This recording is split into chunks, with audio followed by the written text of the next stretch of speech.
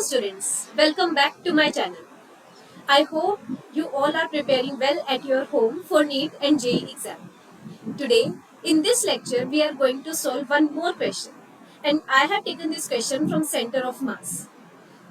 So firstly, let's revise center of mass. What center of mass is?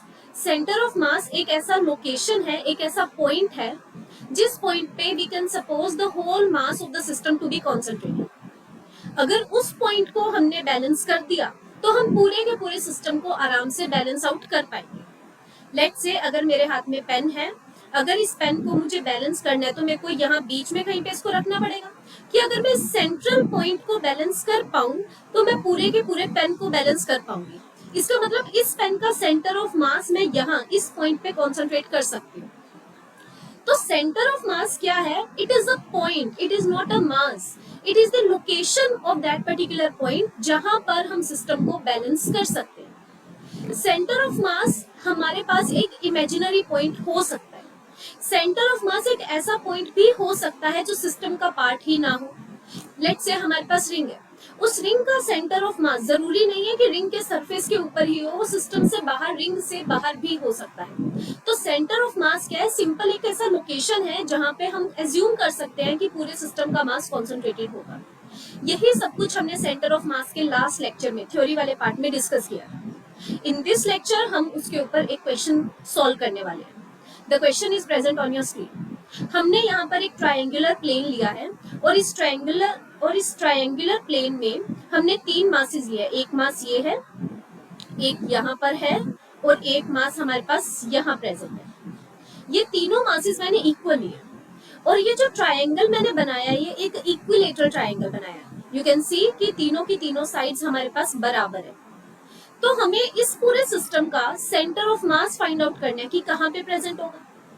तो centre of mass find out करने के लिए हमारा सबसे पहला काम होता है ओरिजिन को मार्क करना, कि पूरे के पूरे सिस्टम का सेंटर ऑफ मास की लोकेशन हम निकालना कहाँ से जाते हैं. और ओरिजिन उसका या सेंटर ऑफ मास की लोकेशन को स्टार्ट करने से पहले, फाइंड आउट करने से पहले ओरिजिन आप जिस मर्जी पॉइंट को कंसीडर करके चल सकते हो. जैसे कि मैं ओरिजिन इस m मास को कंसीडर करके चलूंगी, जिसको मैं मार्क कर देती हूँ 0,0,0,0. 0,0,0 मीन्स इसका x कोऑर्डिनेट भी 0, इसका y कोऑर्डिनेट भी 0 और इसका z कोऑर्डिनेट भी 0. अगर ये प्लेन शीट पे बनाया हुआ है तो ऑफ कोर्स इसका ये प्लेन पे बनाया ना, तो प्लेन क्या होता है? जिसके पास दो डायमेंशन हो, लाइक एक लेंथ और एक ब्रेड्थ हो. तो मुझे z कोऑर्डिनेट तो वैसे इसका लिखना ही नहीं चाहिए था, पर आपकी बेटर अंडरस्टैंडिंग के लिए मैंने यहाँ पे z कोऑर्डिनेट भी डाल दिया. सिमिलरली इस पॉइंट का कोऑर्डिनेट क्या होगा? हम x एक्सिस में कुछ a डिस्टेंस मूव करके आए, y एक्सिस में मूव नहीं करा, z एक्सिस में भी नहीं मूव करा. दैट मीन्स इस पॉइंट के कोऑर्डिनेट्स होंगे a, जो कि x एक्सिस में मूव करा है हमने इधर से चलते हुए. इसके y कोऑर्डिनेट अगेन 0 ही होंगे क्योंकि y एक्सिस में कुछ मूव नहीं करा, और इसके z कोऑर्डिनेट क्या हो जाएंगे? अगेन 0. हमने सबसे पहला काम क्या था? हमारे ओरिजिन को फिक्स करना कि इस पर्टिकुलर ओरिजिन से मुझे सेंटर ऑफ मास की लोकेशन को फाइंड आउट करना है. तो मैंने जहां भी ओरिजिन मार्क करा 0,0,0 के कोऑर्डिनेट्स मैंने उसे दे दिए. जब मैं a डिस्टेंस मूव करूंगी टुवर्ड्स द राइट, तो हम x एक्सिस पे a डिस्टेंस मूव किए, y पे 0 और z पे 0. अगर आप चाहो बच्चे तो इसको स्टार्ट करने से पहले आप यहाँ पे प्लेन बना सकते हो. मैंने यहाँ पे एक्स वाई प्लेन बना लिया. ये कोई y एक्सिस है हमारी और ये वाली इसकी कुछ x एक्सिस है. मुझे यहाँ मार्क कर देना चाहिए x और मुझे यहाँ पे y मार्क कर देना चाहिए. ठीक है, दैट मीन्स ये मैंने ये जो भी चीज बनाई है ये मैंने एक्स वाई प्लेन पे बनाई है. तो अगर हम यहाँ x एक्सिस में मूव कर रहे हैं तो पोजीशन कोऑर्डिनेट तो x का ही चेंज होगा ना. तो मैं a डिस्टेंस मूव करके आई हूँ x में, तो यहाँ पे position coordinate of x is a, y का 0, z का कितना है? अगेन 0. अच्छा, अगर मैं y के लिए आपको बताऊं और y को बताने से पहले लेट्स से हम यहाँ पे एक एक्सिस ड्रॉ कर लेते हैं. अगर हम यहाँ पर ये एक्सिस ड्रॉ करें और मैं मान के चलूं कि ये जो भी एक्सिस मैंने ड्रॉ करी है ये y एक्सिस ड्रॉ करी है. मैं मार्क कर देती हूँ इसे कि ये जो एक्सिस है मेरी, ये है y एक्सिस और ये जो एक्सिस थी ये थी मेरी x एक्सिस.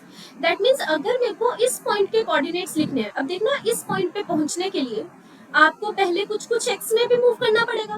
अगेन कुछ कुछ वाई एक्सिस में भी मूव करना पड़ेगा, तभी तो आप यहाँ पे पहुंचोगे। अब ये जो इक्विलेटरल ट्राइंगल है, ये जो एम पॉइंट है, ये एकदम सेंटर पे रखा गया है।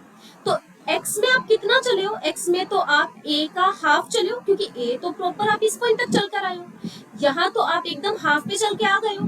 दैट मीन्स ये वाला जो पॉइंट होगा, इसका जो एक्स कोऑर्डिनेट होगा, it would be a by 2। हमने एक्स एक्सिस में कितना डिस्टेंस ट्रेवल करा, ये इक्विलेटरल ट्रायंगल था। अगर ये इक्विलेटरल ट्रायंगल था तो मुझे ए का हाफ ही चलना पड़ेगा मिड पॉइंट तक पहुंचने के लिए एक्स एक्सिस में, तो ए का हाफ तो ए बाय 2 हो जाएगा। सिमिलरली अगर मुझे वाई एक्सिस के कोऑर्डिनेट्स देखने हैं, तो वाई एक्सिस में मुझे ये वाली लाइन जो मैंने डॉटेड मार्क करी है, मुझे इसकी हाइट बतानी पड़ेगी कि कितनी है। अब ये बताने के लिए हम थोड़ा सा इधर मैथ यूज कर लेते हैं। सिंपल है, डरने की जरूरत नहीं है।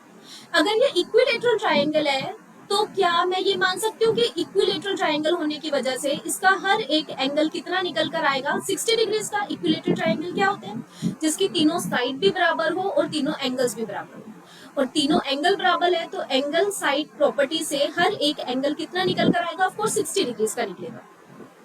मैं मार्क करके चलती हूँ इसे O, इस पॉइंट को A और इस पॉइंट को B।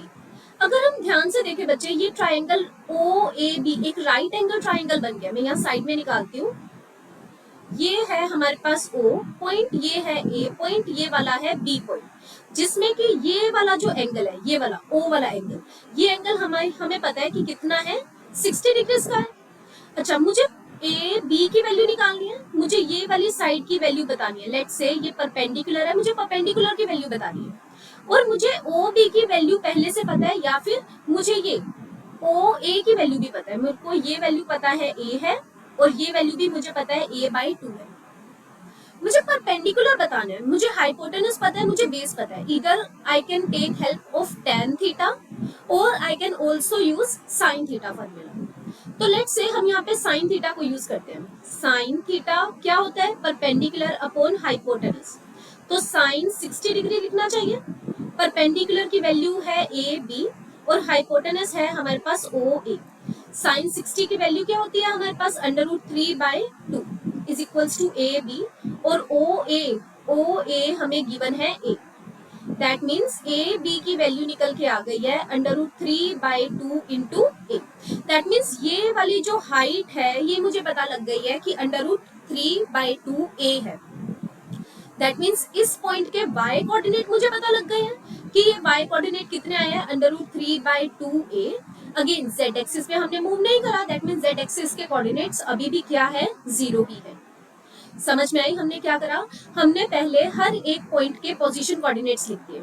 अगर मैंने 0 को ओरिजिन या इस पॉइंट को ओरिजिन मार्क किया है, तो इसका x, y और z तीनों कोऑर्डिनेट 0 बन जाएंगे। ये जो पॉइंट मैंने मार्क किया है यहाँ पे, यहाँ पहुंचने के लिए मैंने सिर्फ x एक्सिस में ही मूव किया। दैट मीन्स इसमें मैं सिर्फ x एक्सिस में मूव करूंगी, और मैं कितना डिस्टेंस मूव कर रही हूँ, a। तो मैंने यहाँ पे a मार्क कर दिया। यहाँ a पॉइंट तक पहुंचने के लिए मुझे कुछ x एक्सिस में भी मूव करना पड़ा, और मुझे कुछ y एक्सिस में भी मूव करना पड़ा। मैंने x एक्सिस में कितना मूव करा, ये पूरा अगर मैं चलती तो a है, अगर मैं इसका हाफ पार्ट चलूंगी तो ऑफ कोर्स a/2 होगा। दैट मीन्स इस पॉइंट का x कोऑर्डिनेट आया है a/2। सिमिलरली अगर y में चला है, तो हमें ये वाले वैल्यू निकालनी थी, इस डॉटेड लाइन की वैल्यू निकालनी थी। डॉटेड लाइन की वैल्यू निकालने के लिए मेरे को पता है कि ये इक्विलेटरल ट्रायंगल है, क्योंकि तीनों साइड्स इसके बराबर थी। अगर ये इक्विलेटरल ट्रायंगल है, तो इसके तीनों एंगल्स भी बराबर होंगे, और एंगल की वैल्यू क्या होगी, 60 डिग्रीज। तो हमने एक राइट एंगल ट्रायंगल बाहर निकाल दिया, ओ ए और बी का। यहाँ मैंने साइड में लिखा O A B. Angle O हमें गिवन है 60 degrees, as it is an equilateral triangle. O A की वैल्यू आई नो कि A है, हर एक साइड A थी। ओ बी बेस का हाफ किया, दैट मीन्स a/2, और perpendicular A B actually A B को मैंने P मार्क करा परपेंडिकुलर। तो मैंने साइन थीटा की हेल्प ली परपेंडिकुलर अपॉन हाइपोटेनस करके। Sine 60 degree A B, hypotenuse की वैल्यू कितनी है, ओ ए। साइन 60 की वैल्यू √3/2। ए बी और ओ ए की हमें लेंथ पता है कि ए है, तो यहाँ से ए बी की वैल्यू आ गई है इतनी। मुझे सेंटर ऑफ मास के कोऑर्डिनेट्स बताने थे। लेट्स से मुझे पोजीशन कोऑर्डिनेट बताना है सेंटर ऑफ मास का। तो अगर ये एक्स वाई प्लेन पे है तो कुछ एक्स में भी होगा position coordinate centre of mass का, कुछ वाई में भी होगा position coordinate centre of mass का, और जेड में तो जीरो ही बनेगा ना, क्योंकि जेड में तो कहीं पे हमने मूव ही नहीं करा। तो सबसे पहले हम centre of mass x coordinate का लिख लेते हैं। हमने लास्ट क्लास में इसका फॉर्मूला किया था, it was summation M I X I upon summation M I. अब ये I runs from 1 to n, again यहाँ पे भी I runs from 1 to n। अब इस फॉर्मूला में मुझे 3 पार्टिकल्स दिखाई दे रहे हैं, हम तीनों के लिए ये फॉर्मूला ओपन कर देते हैं। It would B m1x1 plus m2x2 plus m3x3 upon m1 plus m2 plus m3। ठीक है, सबसे पहले ये वाला पॉइंट, मास है इसका m और इसका x कोऑर्डिनेट कितना गिवन है, 0। दूसरा, ये जो पॉइंट है ये भी मास m का है और इसका पोजीशन कोऑर्डिनेट कितना गिवन है, a। तो मुझे यहाँ लिखना चाहिए मास है m, पोजीशन कोऑर्डिनेट है इसका a। सिमिलरली थर्ड पॉइंट ये वाला, इसका मास m और इसका x कोऑर्डिनेट, x का पोजीशन कोऑर्डिनेट क्या है, a/2। तो मुझे यहाँ मार्क करना चाहिए a/2, और नीचे sum of masses that is m plus m। तो इसको सॉल्व कर देते हैं, ये तो वैनिश ही हो जाएगी जीरो के साथ मल्टीप्लाई होके।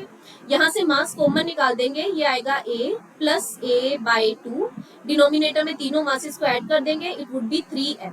ये m से m कैंसिल आउट हो गया, ये एलसीएम ले लेंगे 2 आ जाएगा, it would B 2a plus a, और डिनोमिनेटर में है 3। दैट मीन्स ये वैल्यू आ गई है 3a upon 2 into 3। That means x का सेंटर ऑफ मास क्या आ गया है, a/2। तो XCOM की वैल्यू हमारे पास कितनी आ गई है, इट इज a/2। सेम ऐसे ही हम y का सेंटर ऑफ मास निकाल सकते हैं। अच्छा, अगर इस रिजल्ट को हम देखें जो आया है, क्या ये चीज हम बिना कैलकुलेशन के भी कर सकते थे? जैसे कि x एक्सिस में मैं देखूं तो यहाँ एक पार्टिकल O रखा गया, यहाँ पर एक पार्टिकल A रखा गया, इन दोनों का सेंटर ऑफ मास बीच में कहीं पे आएगा, और ये वाला पॉइंट भी वहीं पे ही रखा गया। That means centre of mass तो x एक्सिस पे हाफ डिस्टेंस पर ही है ना। सेम ऐसे ही हम करते हैं, y एक्सिस के कोऑर्डिनेट्स निकालते हैं।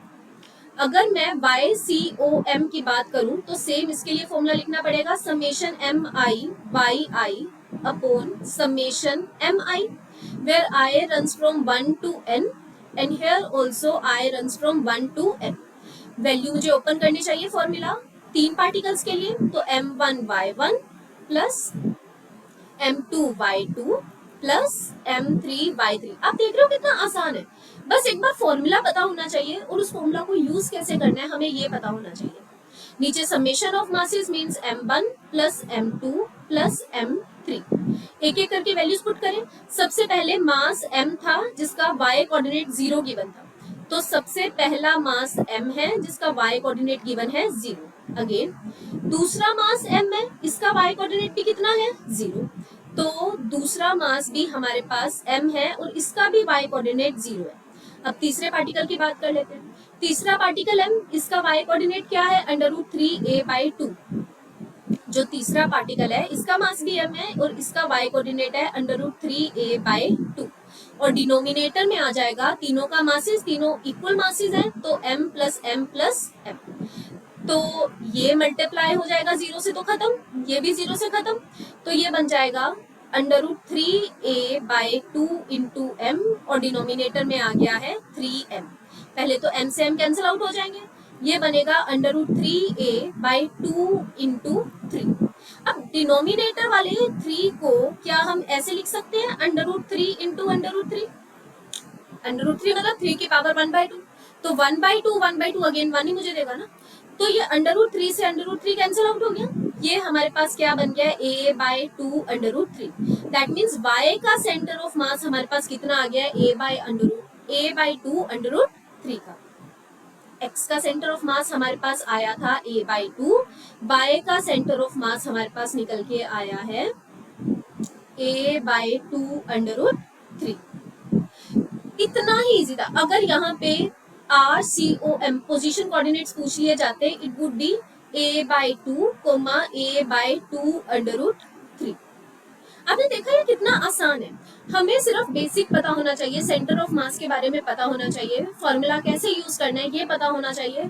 कोई गलती अगर हम नहीं करेंगे तो क्वेश्चन गलत नहीं होगा। आप गलतियां करो पर सेम गलती को रिपीट मत करो। लेट्स से आपने इस क्वेश्चन को सॉल्व करा, आपने सॉल्व करके यहाँ पे कुछ मिस्टेक कर दी, आप क्या करोगे, सॉल्यूशन देख लोगे, सॉल्यूशन देख के शायद आपको समझ में आ जाएगा कि आपने ये गलती करी थी।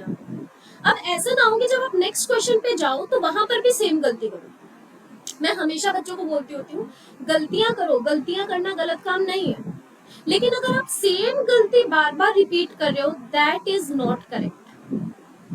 ठीक है, और मैं तो चाहती हूँ पेपर आने से पहले, पेपर में आने से पहले, बैठने से पहले सारी गलतियां कर डालो और हर गलतियों से कुछ ना कुछ सीख लो, ताकि पेपर में जब तुम बैठो तो गलती करने का कोई स्कोप ही ना हो, कोई गलती बचे ही ना जो तुमने ना करी हो। ठीक है ना? तो अगर गलत हो रहा है उस चीज से डरना नहीं है, उससे समझना है बस हमें। ओके, आपको आगे, अच्छा इसमें अगर मैं ये क्वेश्चन आपको होमवर्क दूं तो आप ट्राई करोगे? ये क्वेश्चन होमवर्क है, इसका सॉल्यूशन जो भी होगा आप मुझे कमेंट बॉक्स में पोस्ट करना।